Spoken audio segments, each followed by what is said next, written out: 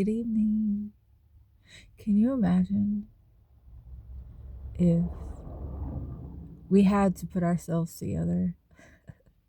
Like if we were a piece of IKEA furniture and we came into the world disassembled in a box with no instructions, and we had to rely on ourselves to make sure we put all the screws, all the parts in the right places so that we became a functional human being. We would probably be screwed. How many of you have ever put together a piece of furniture from IKEA? Even with instructions, you usually end up with extra parts. So you've done something wrong. Okay. We don't have to do that because we are magical, divine creations of God. God already put us together, knitted us together in the womb. Everything we need to become who we are meant to be is embedded in the very fabric of our being, our DNA, information packets. We are an unfurling, an unfolding, an ever evolving process, a being, a human being. Everything in life is like that. Everything that is meant to be will be. Will we allow it, or will we get in the way and suffer? We like to do that. We don't have faith, most of us. We think that we have to provide the means, that we have to build the means, that we have to put it all together ourselves. No, it's not true. God provides.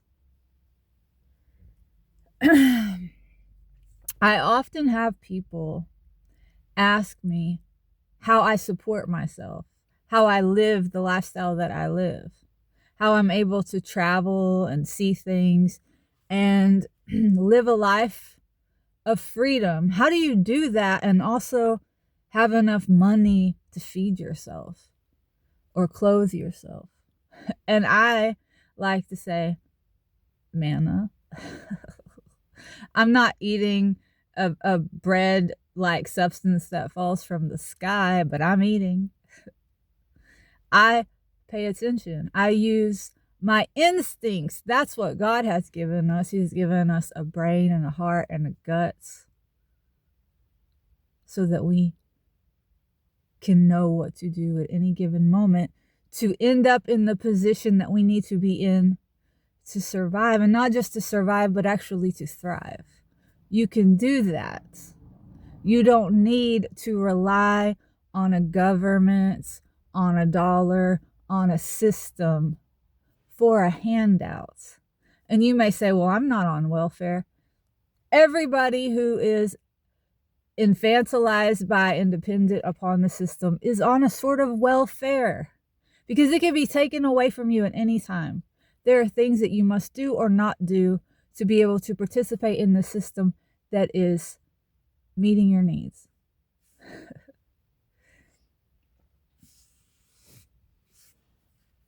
You don't have to do that. You can, obviously, and many people choose to. But many people also feel free. They don't feel like they are living the life that they want to be living, and because it's not what they are destined to do. That's not what God had intended for any of us. It's not natural.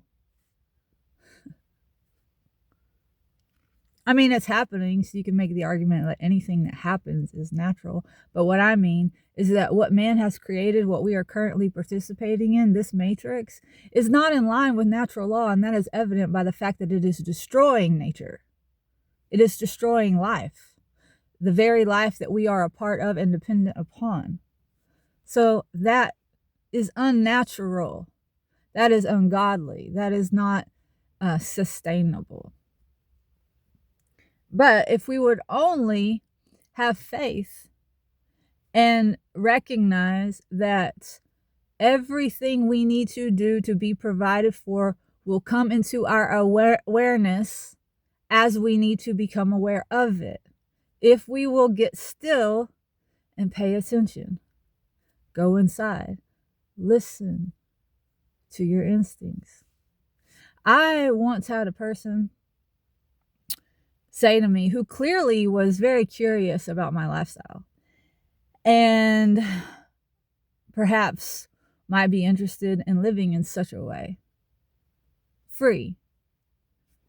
Not tied to a desk, chained to a job that she didn't really enjoy. She said to me, I really would not have chosen this life for myself.